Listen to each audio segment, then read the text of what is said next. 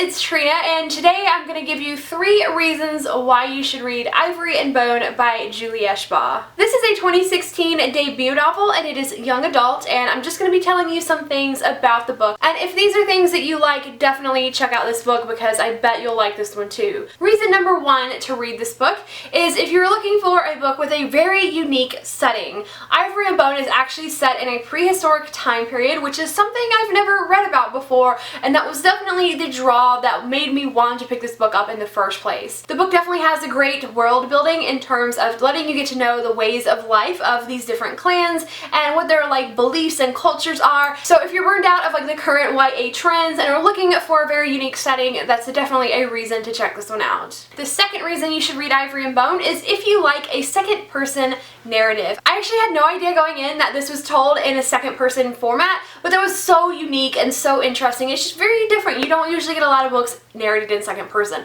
Now the reason for the second person narrative in this book is because at the very beginning you meet 2 characters and one of them asks for the other to tell them a story. So he spends the rest of the book telling her the story of how they met. So almost the entire book is him talking to her and saying the day that we met you were wearing this and you did this and I talked to you, I see you. I really loved that spin on it. It felt very much like a story really being told by word of mouth. I felt like it flowed very naturally and was not distracting, and again lent yet another layer of uniqueness to this book. Reason number 3 to check out Ivory and Bone is if you like Pride and Prejudice. I actually had no idea going in, and it doesn't tell you anywhere on the book blurb, but this book is in fact a reimagining of Pride and Prejudice. Darcy is the female character and Lizzie is the male character whose point of view we have, and I think that the characterizations are pretty spot on. Our main character does have quite a few prejudices, and the female Darcy is literally an embodiment of Darcy. She pulls that role off so well. It was so much fun to find the parallels between this book and the classic Pride and Prejudice, which I love. Not everything lines up 100%, but it is largely influenced on that, and I think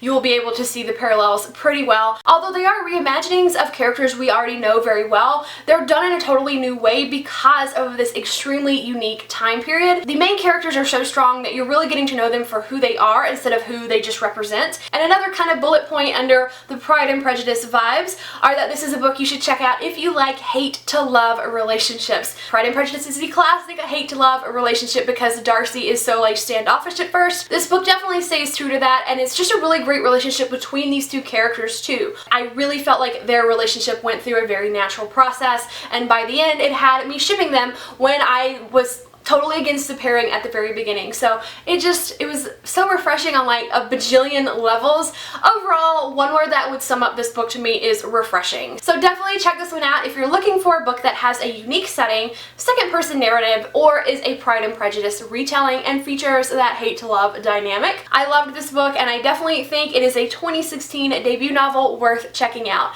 Thank you so much for watching, and I will see you in the comments. Bye!